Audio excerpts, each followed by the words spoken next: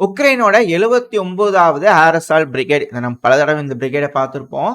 ஒண்ணுமே இல்லை, இந்த நோவோ மிக்கலேவ்காவை நாங்கள் இத்தனை மாசம் முட்டு கொடுத்துருந்தோம், ரஷ்யா கூட இத்தனை ஆர்மட் வெஹிக்கிள் அடிச்சிருக்கோம்னு ஒரு வீடியோ பதிவில் விட்டாங்களே, அவங்க தான் இவங்க. சமீபத்தில் உக்ரைன் வந்து அசிங்கமா பேசியிருந்தாங்களே, ஏங்க எங்களுக்கு வேணுங்கிற ஆட்லரி இல்லை, பர்ஸ்கோவிக்கால ரஷ்யவர்கள் பெருமளவோட முன்னேறிட்டாங்க, எங்களால் தாக்கு பிடிக்க முடியல அப்படிங்கிறதெல்லாம் சொல்லியிருந்தாங்க இல்லையா. ஓப்பனா பேசக்கூடிய ஒரு பிரிகேட் தான் இவங்க. ரஷ்யாவையும் மோசமா பேசுவாங்க, சிரிஸ்கியாவிலையும் பேசுவாங்க, சலூஸ்னியாவிலையும் பேசிக்கிறாங்க.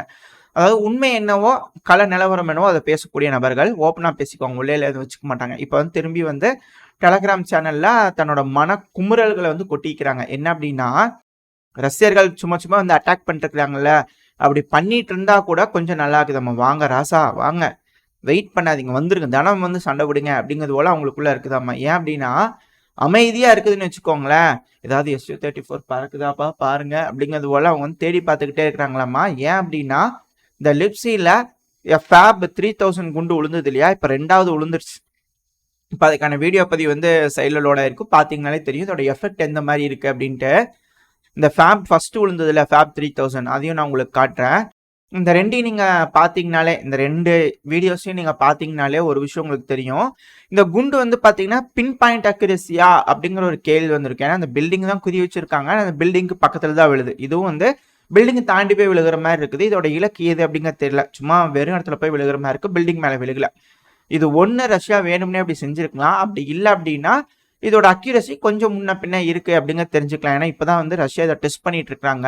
மேற்குலக நாடுகள் கிட்ட இது போல 310 குண்டு கிளைடு குண்டு இருக்கானே இல்லை, அவங்க யாருக்கிட்டையுமே இல்லை தான்.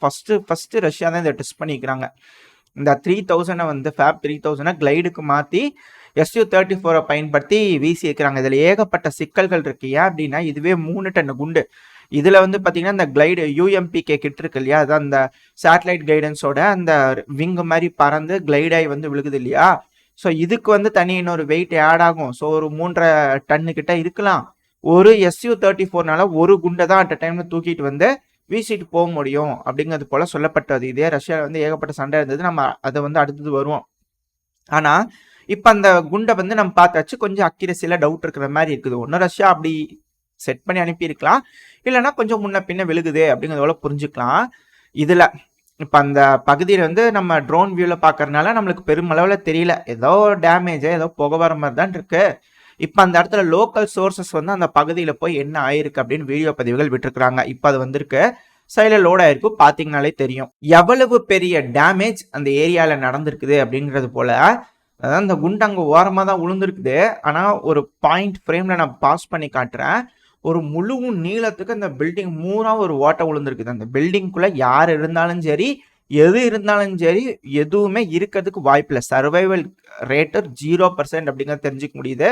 ஏன்னா ஒரு மிகப்பெரிய ஓட்டை, அது அங்கே விழுந்த தாக்கத்துக்கு இங்கே அந்த அளவுக்கு ஓட்டை விழுந்துருக்குது. பில்டிங்கில் ஃபுல்லாக கம்ப்ளீட்டாக கொலாப்ஸ் ஆக வேண்டியது அந்த பில்டிங்கே, அந்த உள்ளுக்குள்ளே எந்த ஒரு பொருளுமே இல்லை, எல்லாமே நாசமாயிடுச்சு அப்படிங்கிறது போல புரிஞ்சுக்க முடியுது. அது மட்டும் இல்லாமல் இந்த பில்டிங்கோட இந்த கான்கிரீட் பிளாக்ஸ் இருக்கும்ல, அந்த வேகத்தில் பறந்து எந்த அளவுக்கு கொஞ்சம் செதறி இருக்கு அப்படிங்கிறது இந்த வீடியோ பதிவு பார்க்கும்போது தெரியுது. சுட்டு வட்டாரமே வந்து பார்த்தீங்கன்னா ஒரு நில குலைஞ்சு போன ஒரு ஃபீலிங் தெரியுது அந்த ஒரு குண்டு அங்கே வந்து விழுந்ததுக்கு. செகண்ட் வீடியோக்கு அது போல் யாராவது ஒருத்தவங்க அந்த சைடு போய் ஏதாவது வீடியோ பதிவு எடுத்தால் தான் நம்மளுக்கு தெரியும் என்ன மாதிரியான எஃபெக்ட் அந்த பில்டிங்ஸில் நடந்திருக்கு அப்படிங்கிறது போல். எஃபெக்ட் பார்த்தாலே தெரியுது பயங்கரமாக இருக்குது அப்படிங்கிறது போல். ஸோ இது போல் விஷயங்கள் பரவும் போது இந்த 79 ஏர் அசால்ட் பிரிகேடுக்கு அங்கே இருக்கக்கூடிய வீரர்களுக்கு பய உணர்வு வரதான்னு செய்யும். ஸோ அந்த ஒரு காரணத்தினால தான் ரஷ்யன்ஸ் வந்து கொஞ்சம் ரெஸ்ட் எடுத்தால் கூட பயமாக இருக்காமா, ஏதோ ஒரு SU-35 வந்து அவங்க மேலே குண்டை போட்டுரும் அப்படிங்கிறது போல் அங்கே இருக்கக்கூடிய வீரர்கள் வந்து பயப்படுறாங்க. இதுக்கு வந்து மாற்றா உடனடியாக சிரிஸ்கி அவர்கள் ஏதோ ஒரு வழியை கண்டுபிடிக்கணும், அப்படி இல்லைன்னா கஷ்டம் அப்படிங்கிறது போல சொல்லாமல் இந்த 79வது ஏர் அசால்ட் பிரிகேட் வந்து சொல்லிக்கிறாங்க. விட்டுட்டு போயிடுவேன்னு சொல்லாமல் இது போல் ஒரு டீசெண்டாக சொல்லிக்கிறாங்க, ஏதோ ஒன்று மரியாதையாக கண்டுபிடி, இல்லைன்னா இடத்த காலி பண்ணிட்டு நாங்கள் பாட்டுக்கு வந்துடுவோம் அப்படிங்கிறது போல இவங்க தரப்புன்னு சொல்லிக்கிறாங்க. புரிஞ்சுக்க முடியுது. இப்போ நம்ம ரஷ்யா கிட்ட வந்துடலாம். இந்த FAB 3000 குண்டை கிளைடு குண்டா மாற்றி பயன்படுத்துறதுல ஏகப்பட்ட சிக்கல்கள் ரஷ்யாக்குள்ளேயே இருந்திருக்கு. ஏன்னா ஒரு விமானம் ஒரு குண்டை எடுத்துட்டு கொண்டு போய் ஒரு இடத்துல டெலிவரி பண்றதுக்கு FAB 1500 குண்டு 3 எடுத்துட்டு போய் போட்டுடலாம்ல அப்படிங்கிறது போல விவாதங்கள் அங்கே போயிட்டு இருந்திருக்கு. இதுக்கு முன்னாடி இருந்த அந்த தலைமை வந்து பார்த்தீங்கன்னா, அதான் இந்த சொய்கு அவர்களுக்கு கீழே இருக்கிறவங்க எல்லாத்தையும் தட்டி தூக்கிட்டு இருக்காங்க இல்லையா ரஷ்யாவில். இப்போ ஒரு புது தலைமை வந்திருக்குது, அதனாலே என்னமோ தெரியல இந்த FAB 3000 குண்டுகளை அதிகமாக செஞ்சு கிளைடு கிட்டில் கனெக்ட் பண்ணி இப்போ வந்து வீசி எரிஞ்சு பார்த்துக்கிறாங்க. ஸோ என்னமோ நடந்திருக்கு, காரசாரமான விவாதங்கள். மேபி ஷோயக் அவர்களுக்கு பிடிக்காம இருந்திருக்கலாம். மேபி பெல்லோஸ் அவர்கள் எனக்கு வேணும் அதை செய்யுங்க அப்படின்றது போல கூட கேட்டிருக்கலாம். பட் அது தெரியாது. மேபி பெல்லோஸ் அவர்கள் ஃபினான்ஸுக்கு மட்டும் இருந்திருக்கலாமா இருக்கும். இதுக்கு பின்னாடி வேறு யாராவது கூட இந்த ஐடியாவுக்கு அதிகமான ப்ரெஷர் கொடுத்துருக்கலாமா இருக்கலாம். எனிஹவ் கடைசியா இந்த ஃபேப் 3000 குண்டுகளுக்கு அப்ரூவல் வாங்கி செஞ்சுட்டாங்க.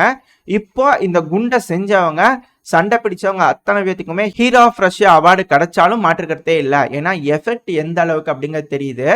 நார்மலா வீரர்களை நம்ம ஜெயிக்கிறோம்னு வச்சுக்கோங்களேன், நம்ம கிட்ட வர்றதுக்கு முன்னாடியே அவங்க பயந்துடணும். பய உணர்வு அவங்களுக்குள்ள வந்துருச்சுனாலே ஃபீல்டில் அவங்களால ஜெயிக்க முடியாது, முன்னேறி வர முடியாது. அவங்க ஆட்டோமேட்டிக்காக தோத்துருவாங்க. அந்த பய உணர்வை இந்த 3000 கொண்டு வந்துருச்சு அப்படிங்கிற சொல்லப்பட்டு வருது. இப்போ அது மட்டும் கிடையாது, அதோட எஃபெக்டையும் பார்த்தாச்சு. இப்போ மேற்குலக நாடுகள் ட்ரூப்ஸ் அனுப்புறதா சொல்லிக்கிறாங்க இல்லையா, வாங்க வந்து பாருங்க, சுற்றி பார்த்துட்டு போங்க, இந்த மாதிரி அட்டாக் வந்திருக்குதுன்னா இதுக்கப்புறமும் உள்ள இன்னும் சண்டை பிடிக்கிறீங்கன்னா வாங்க, தைரியமாக வாங்க, நாங்கள் 3000 உங்களுக்கு கிஃப்ட் அனுப்பி வைக்கிறோம், நல்லா எப்படி வேலை செய்யுதுன்றது பார்த்துட்டு இருந்தீங்கன்னா போய் உங்கள் நாட்டில் சொல்லிக் கொடுங்க அப்படிங்கிறது போல கூட இதுக்கு மேலே இருக்கலாம். இது வந்து Su-34 தான் பண்ணியிருக்கிறாங்க. இதுக்கப்புறம் இந்த Tu-22 பாம்பர்ஸ் இருக்கு, அதெல்லாம் 2-3 எட்டு வரும். ஒரு இடத்துல வீசி எரிஞ்சிட்டு போயிட்டாங்கன்னா ரஷ்யாவுக்குள்ளே சேஃப்டியாக நின்று இது போல குண்டுகளை ட்ராப் பண்ண கிளைட் ஆகி போகுது, டெஸ்ட் எல்லாம் சூப்பராக இருக்குது, எடுத்து வீசுங்கப்பா அப்படின்றது போல அனுப்பி விட்டாங்க அப்படின்னா எந்த மாதிரியான சேதங்களை ஃப்ரண்ட் லைன்ல ஏற்படுத்தி விடும். அஃபென்சிவ் ஆப்ரேஷன், கவுண்டர் அஃபென்சிவ்னு சொல்லி இதுக்கு மேலே இங்கே யாராவது ஆரம்பிச்சாங்கன்னா ஒரு 15 குண்டுகள் போட்டாலே போதும், பெருமளவில் கொஞ்சம் கட்டுப்படுத்திடலாம் அப்படிங்கிறதெல்லாம் சொல்லப்பட்டது. ஏன்னா அந்த அளவுக்கு வீரியம் இந்த ஃபேப் 3000க்கு இருக்கு அப்படிங்கிறதால புரிஞ்சுக்க முடியுது. அப்புறம் இப்போ வந்து பாத்தீங்கன்னா கனடால இருந்து 300 ஸ்பார்டன் சாப்பர்ஸ் அப்படிங்கிறவங்க வந்து இறங்கியிருக்கிறாங்க உக்ரைன்ல. இவங்களோட வேலை என்ன அப்படின்னா, உக்ரைன் பார்டர், இந்த பெலரூஸ் பார்டர் இருக்கு இல்லையா, அந்த இடத்த ஃபுல்லா சர்வே எடுக்க போறாங்க டீமா பிரிஞ்சு. அது கூடவே செர்னியும் அப்புறம் சுமி இந்த ஃப்ரண்ட் லைனுக்கும் போய் சர்வே எடுக்க தான் வராங்க, புரியுதுங்களா, அட்டாக் பண்ணதுக்குலாம் இல்லை. சரி, இவங்க சர்வே எடுத்து என்ன செய்ய போறாங்க அப்படின்ற கேள்வி இருக்கு இல்லையா. அதாவது பல பில்லியன் டாலர்ஸ் வந்து மேற்குலக நாடுகள் உக்ரைனுக்கு கொடுத்துக்கிறாங்க. அதோட அருமையான வேலைப்பாடு உக்ரைன் எந்த அளவுல செஞ்சிருக்கிறாங்க அப்படிங்கிறது இந்த கற்கேவில் ரஷ்யா உள்ள வந்து வெளிச்சம் போட்டு காமிச்சிட்டாங்க உலகத்துக்கு. இப்போ ஒரு வேலை கீவை பாதுகாக்கிற, அதை பாதுகாக்கிறேன்னு எல்லாம் செக்யூரிட்டி அக்ரிமெண்ட்ல காட்டின பக்கம்லாம் கையெழுத்து போட்டு கொடுத்துக்கிறாங்க, மேற்குலக நாடுகள் கையெழுத்து போட்டுக்கிறாங்க இல்லையா. ஸோ இப்போ வந்து பாதுகாப்பா இருக்குதா, என்ன கொடுத்ததெல்லாம் போட்டாங்களா இல்லை என்ன எல்லாம் பண்ணிக்கிறாங்களா அப்படின்னு செக் பண்ணும் இல்லையா. அதை செக் பண்றதுக்காக இங்க வந்து பாத்தீங்கன்னா 300 ஸ்பார்டன் சாப்பர்ஸ் அப்படிங்கிற இந்த நபர்கள் வந்து இறங்கியிருக்கிறாங்க. ஸோ அவங்க ஃபுல்லா சர்வே எடுத்து முடிச்சுட்டு ஓகே நல்லா தான் போட்டுக்கிறாங்க, வந்தாங்கன்னா தடுக்க முடியும், இங்கெல்லாம் கண்ணி வெடிகள் இருக்கு, உண்மையாலுமே இருக்குது அப்படிங்கிறது போல அவங்க வந்து சர்வே எடுத்து இதுக்கு மேல மேற்குலக நாடுகளுக்கு சொல்லுவாங்க. அதுக்கேற்ற மாதிரி எல்லாம் பார்த்து சரி பண்ணுவாங்க. ஏன்னா இப்போ வந்து கவுண்டர் அஃபென்சிவ் செய்ய போறாங்க உக்ரைன், அது கம்பல்சரி தெரிஞ்சிருச்சு. ஒன்று ஜப்பரோசியா பகுதியா இருக்கணும், இல்லைன்னா கர்கிவ் பகுதியா இருக்கணும். இல்லை ஏதோ ஒன்று செஞ்சாதான் நேட்டோ நாடுகள் ஏதோ ஒன்று செய்ய முடியும். பேச்சுவார்த்தையில் உட்காரும் போது இங்கே பாருன்னு எதாவது காட்ட முடியும், மிரட்ட முடியும் ரஷ்யாவை. அப்படின்லாம் ஒன்றும் வேலைக்காகாது. அந்த ஒரு காரணத்தினால இப்போ இவங்க உள்ள வந்து எல்லாம் பண்ணிட்டு இருக்கிறாங்க அப்படிங்கிறத சொல்லப்பட்டு வருது. இல்லை இவங்க சண்டைக்கு வந்துக்கிறாங்களான்னு தெரியாது, சொல்லக்கூடிய காரணங்களை நம்ம சொல்லியாச்சு. ஆனா இந்த சமயத்துல வந்து பாத்தீங்கன்னா பெலரூஸ்ல வந்து ரஷ்யாவும் பெலரூஸ் சேர்ந்து ட்ரைனிங் பண்றாங்களாமா. ஏன்னா இப்போ உக்ரைன் வந்து கவுண்டர் அஃபென்சிவ்னு ஏதாவது செய்யும் போது பிரச்சனை சீரியஸ் ஆகுது அப்படிங்கும் போது திரும்பி மேல இருந்து எட்டி குச்சிடலாம் இல்லையா. அது கண்ட கொடுக்கறதுக்கு கூட இவங்க வந்திருக்கலாம் கமாண்டர்ஸா, பட் இருந்தாலும் தெரியாது, மேல இருந்து அவங்க எட்டி குதிக்கலாம் இல்லையா. இவங்க எதுக்கு வராங்க, அதனால நாங்க அவங்களோட ட்ரில் பண்றோம் அப்படிங்கிறதுக்காக பெலரூஸும் ரஷ்யாவும் சேர்ந்து இப்ப திரும்பி வந்து பாத்தீங்கன்னா ட்ரில்லிங் ஆரம்பிச்சிட்டாங்க, பெலரூஸ்ல மிலிட்டரி ட்ரில் பண்ண ஆரம்பிச்சிட்டாங்க அப்படிங்கிறத சொல்லப்பட்டு வருது. ஸோ இது எல்லாமே எஸ்கலேஷன் நோக்கி தான் போயிட்டு இருக்கு. எப்படியும் இந்த பிரச்சனையில எதுவும் கிடைக்க போறது இல்லை அப்படிங்கிறது மேற்குலக நாடுகளுக்கு தெரிஞ்சிருச்சு. யாராவது சொல்லுங்க, யாராவது சொல்லி புரிய வைங்கப்பா, சொல்லி நிறுத்துங்கப்பா அப்படிங்கிறது போல சில நபர்கள் தரப்புல மன குமிரல்கள் இருந்தாலும், ஆனா இங்க உக்ரைனோட ரியாலிட்டியை யாருமே புரிஞ்சுக்கிறதுக்கு தயாரா இல்லை. எஸ்கலேஷன் நோக்கி போகுது, ஒரு உலக போராதான் போகுது அப்படிங்கிறது போல சில அனலிஸ்ட் எல்லாம் கதறிட்டு இருக்காங்க. இன்னும் சில மாசங்கள் தானே, பொறுத்து வந்து பாப்பா என்ன நடக்க போகுது அப்படிங்கிறதுல. ஆனா இப்போ வந்து உக்ரைன் வந்து என்ன சொல்லிக்கிறாங்கன்னா, அடுத்த பீஸ் சமிட் இந்த வருஷத்துக்குள்ளே நடந்தாகணுங்க. அது டிமிட்ரி குலேபா அவர்கள் பாருங்க நேத்திக்கு என்ன சொன்னாங்கன்னா, இப்போ வந்து அவங்களுக்கு பீஸ் சமிட் வேணும், அர்ஜென்ட்டா வேணும். ஏன்னா இன்னைக்கு திரும்பி ரஷ்யா தாக்குதல் பண்ணிக்கிறாங்க, நம்ம இதை அடுத்த பதிவுல பார்ப்போம் தெளிவா. பட் ஆனா இப்போ வந்து பாத்தீங்கன்னா டிமிட்ரி குலேபா அவர்கள் என்ன சொல்லிக்கிறாங்கன்னா, அடுத்த பீஸ் சமிட் வந்து குளோபல் சவுத்தோடு நடக்கட்டும். இப்ப புரியுதுங்களா. நான்சி பெலோசி அவர்களை இந்தியாவுக்குள்ள வந்தாங்க, கால் எடுத்து வச்சு திபெத் பிரச்சனை பேசினாங்க. இப்போ வந்து பாத்தீங்கன்னா அடுத்த பீஸ் சமிட் வந்து குளோபல் சவுத் கூட இருக்கலாம், எப்படியாவது ஏதாவது ஒண்ணு பண்ணி எல்லாத்தையும் வந்து இழுக்கலாமா அப்படிங்கிறது எல்லாம் யோசனை பண்ணிட்டு இருக்கிறாங்க. பார்ப்போம், உங்களோட நம்பிக்கையும் குறை சொல்லக்கூடாது இல்லையா. நம்புறாங்க பெருமளவில் ஏதோ செய்ய முடியும்னு, சரி என்னதான் செய்யறாங்க அப்படிங்கிறத ஒரு வாய்ப்பும் கொடுத்து பார்க்குறாங்க நேட்டோ. பொறுத்திருந்து பார்ப்போம் என்ன நடக்குதுன்றத. ஒரு வேளை அடுத்த பீஸ் சம்மிட் குளோபல் சவுத்தில் நம்மள முன்னிலையில் நிப்பாட்டி வச்சு எல்லாம் செஞ்சிருவாங்களா, நம்மளாம் கையெழுத்து போட்டு கொடுக்க வேண்டிய கட்டாயத்துக்கு தள்ள வச்சிருவாங்களா அப்படிங்கிறதெல்லாம் பொறுத்திருந்தா பார்க்கலாம். ஏன்னா ஜியோ பாலிட்டிக்கல் மூவ்ஸ் அதுக்கேற்ற மாதிரி நடந்துகிட்டு இருக்கு. நம்ம அடுத்த பதிவில், அதாவது செந்தில் டிகோஸ்ட்ல அடுத்த பதிவு நம்ம போடுறோம். அதில் வந்து பார்த்தீங்கன்னா இந்த இந்தியா சீனா பிரச்சனை, இந்த திபெத் பிரச்சனை இருக்கு இல்லையா, இது ஹைலைட் ஆகிறதுக்கு காரணங்கள் என்ன அப்படிங்கிறத நம்ம தெளிவாக வந்து அமெரிக்காவோட பார்வை எப்படி இருக்கும் அப்படிங்கிறத டீட்டெயில்டாக பல ஸ்ட்ராட்டஜிஸை நம்ம செந்தில் டிகோஸ்ட்ல அடுத்த பதிவு நான் ரிலீஸ் பண்ணுறேன். மேபி இன்ட்ரெஸ்டிங்காக இருக்கிறவங்க அதில் பாருங்கள்.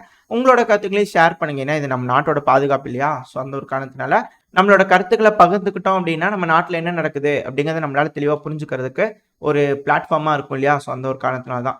நம்ம அடுத்த பதிவில் தெளிவாக பார்க்க ஆரம்பிச்சிடலாம் அதை பற்றி. இதோட இந்த பதிவை நம்ம முடிச்சுக்கலாம். இந்த பதிவு எப்படி இருந்துச்சு, உங்களுக்கு பிடிச்சிருந்தா லைக் பண்ணிட்டு உங்கள் ஃப்ரெண்ட்ஸ் அண்ட் ஃபேமிலியோட ஷேர் பண்ணிக்கோங்க. அது கூடவே மறக்காம இந்த பதிவை பற்றி உங்களோட கருத்துக்களை கமெண்ட் செக்ஷனில் சொல்லுங்கள். இந்த பதிவு நல்லா இருக்குன்ற நம்பிக்கையில் அடுத்த பதிவில் உங்களை சந்திக்கிறேன். அது வரைக்கும் ஸ்டே சேஃப். பை.